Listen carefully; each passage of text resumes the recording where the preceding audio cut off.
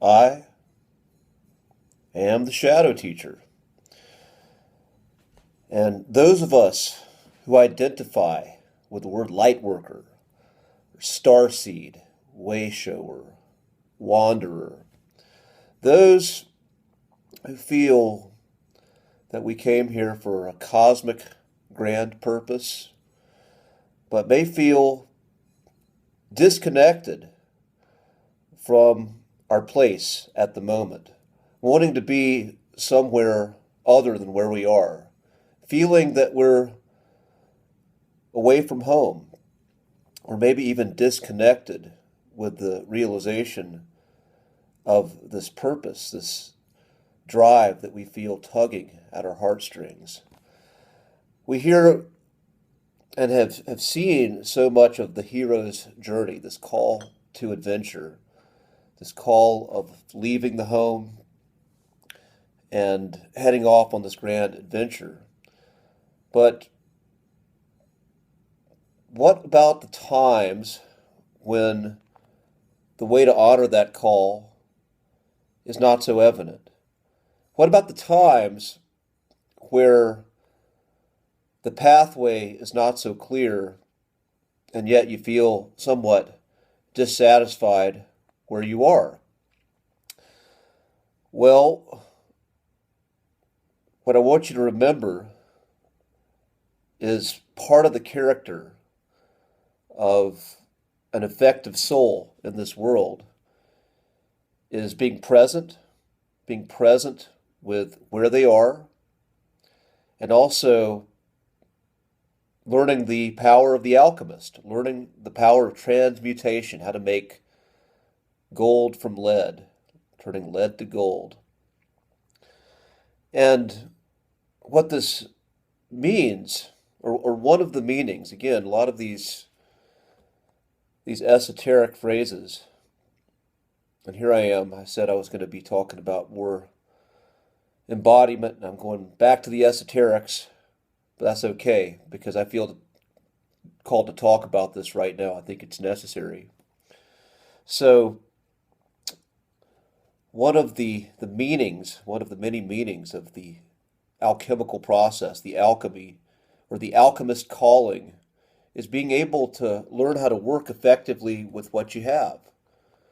When you are not exactly where you want to be, and everything around you seems just not where your soul wants to be, what can you do with what you have to work with?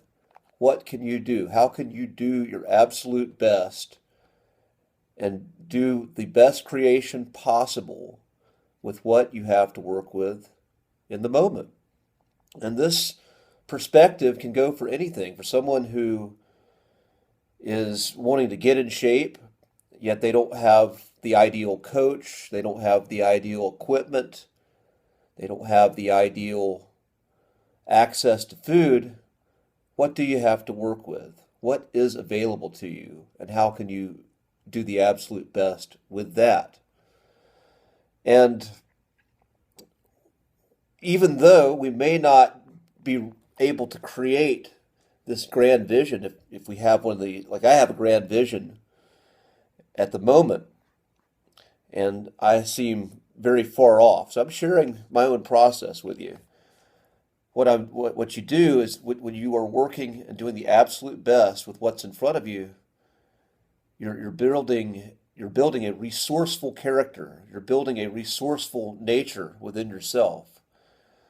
And you're also shifting your consciousness and your mindset from a place of potential discouragement, negativity, to more of a positive mindset of asking, okay, what can I do with what I've got?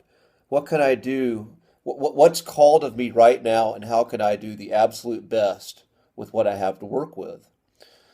And that type of character, when you do actually have an opportunity, when the opportunity shows up, you will have built the character necessary to knock the ball out of the park when it's thrown to you, as opposed to a fickle character, of a character that has gets excited, is motivated, but when things are not exactly going in a flow state for them, they quit. And this is the truth. We're always going to be in situations where we're not feeling that flow state. And the question is, what's the right thing to do? What is the best thing to do in that moment? And this is it. Absolutely assess what you have to work with and do your absolute best with what's around you. Still keeping an eye on the prize, still honoring that vision, that dream, that North Star that's guiding you. But when you feel stuck, absolutely look at what you got and think, what could I do in this moment? It could be something as simple as cleaning a room in your house and your apartment, organizing a space. Something very simple like that is quite relative to the character needed for one who's going to be effective in realizing and creating a bigger dream. So, that being said, I'm going to end this transmission. Do your best. Be present with where you are, and I'll see you on the other side.